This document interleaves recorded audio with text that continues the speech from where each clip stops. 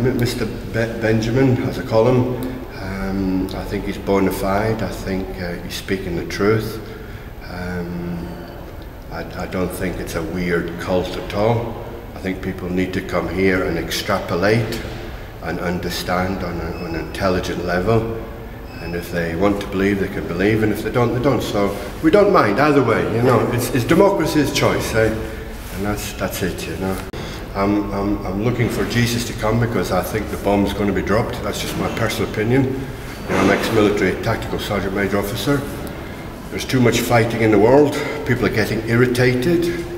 Al-Qaeda, America, Russia, China, the big boys, the little boys, the terrorists, the counter-terrorists, the freedom fighters, you know, they all use violence. They all use violence, you know. So we're irritating each other, you know, and really we're just fighting over one God. I'm just here to find out a little bit more about Maitreya, who's supposed to come out and be a world teacher at this time. Is he really Christ? Is he not Christ? What's he got to say recently? What is he saying about the global situation? I came to meetings about, I don't know, about 11 years ago, and then I stopped coming, but I saw an advertisement for the Maitreya meetings. I thought I'd come and get updated on what's been happening and what he's saying. I think he's a good person. I'm not sure that he really is Christ. Yeah. I think that he's a good person, and I think he's a powerful healer.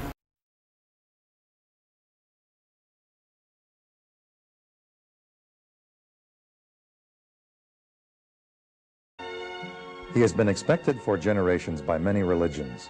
Christians await him as the Christ, Jews as the Messiah, Muslims as the Messiah or as the Imam Mahdi.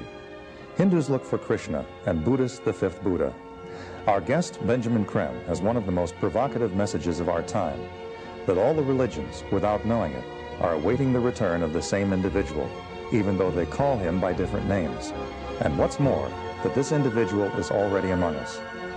Already among us, Benjamin, I'm sure comes as news to most people who are hearing this. Are there, in fact, those in the world for whom this is not news, who have, in fact, seen him? Oh, indeed. There are thousands of such people all over the world.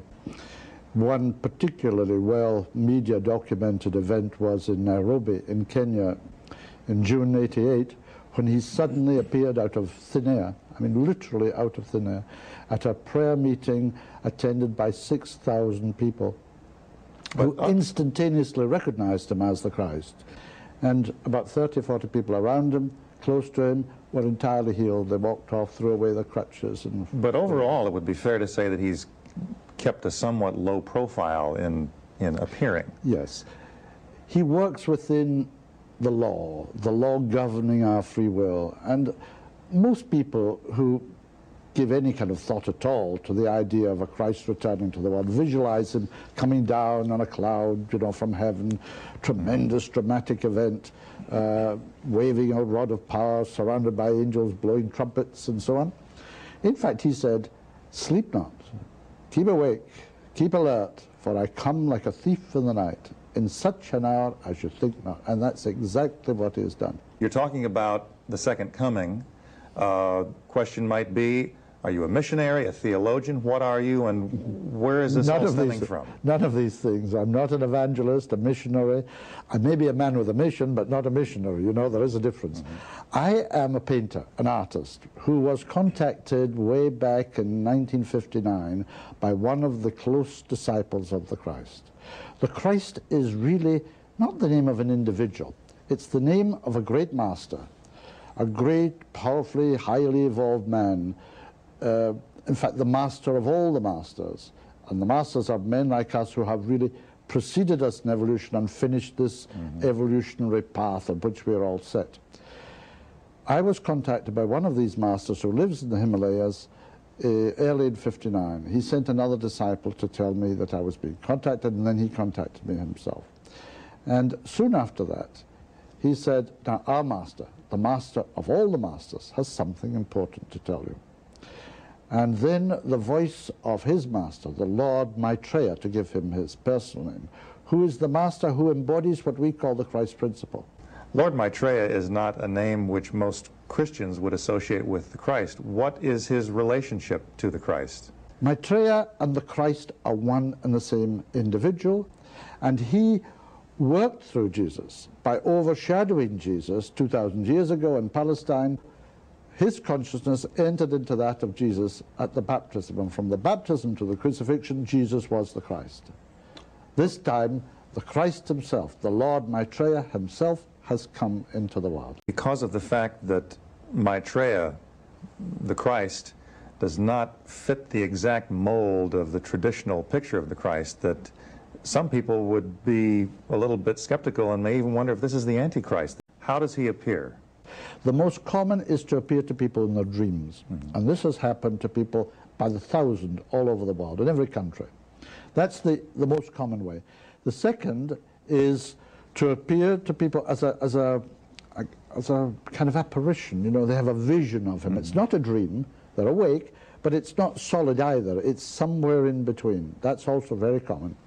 And then he will appear just like you, as a solid physical man, suddenly appearing in a room or a street or whatever, people in a park bench sitting there, and he'll suddenly appear beside them, looking however he may wish. He can change his appearance at will. Some people see him as an old man, maybe dressed in rags. Other people see him as a young man. Nearly always he dresses in the community in London in white Pakistani clothes with a little skull cap, crocheted skull cap on his head. He's neither young nor old, and he has a bit of a beard, dark beard here, dark, lustrous eyes and very high cheekbones. He's very tall and slim. That's the normal way he's seen. Is he acting alone in this coming out? He will eventually be followed into the world by about 40 masters from all parts of the world. There's one in New York. There's one here in LA, in the mountains, just above LA. There is one in London, there's one in Geneva, one in Darjeeling, one in Tokyo, one in Moscow, one in Rome. The one in Rome is the well-known master known to all Christians as Jesus, the Master Jesus. Jesus, who was in Palestine, is a great master, works closely with Maitreya moment to moment, and has been living in Rome for over 3 years. The Vatican knows this story. They know that all I'm saying is true. Why are they keeping a lid on it? You have to ask them. Well, I'm asking you. There must be some reason that you're at least partially privy to. We all know that the Roman Catholic Church is probably the most conservative, the most cautious establishment on earth. So for the Pope to come out with this, in fact, for any representative of the Vatican to come out with this is as amazing as the coming down of the Berlin Wall. What has yet to happen before most of the world, or if not all the world, sees Maitreya? He has predicted a world stock market crash.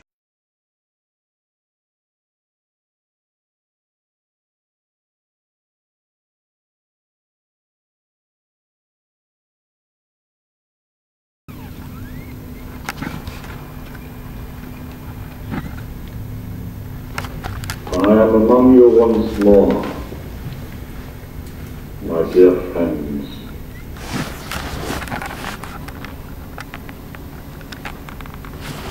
I come to tell you that you will see me very soon. Each in his own way.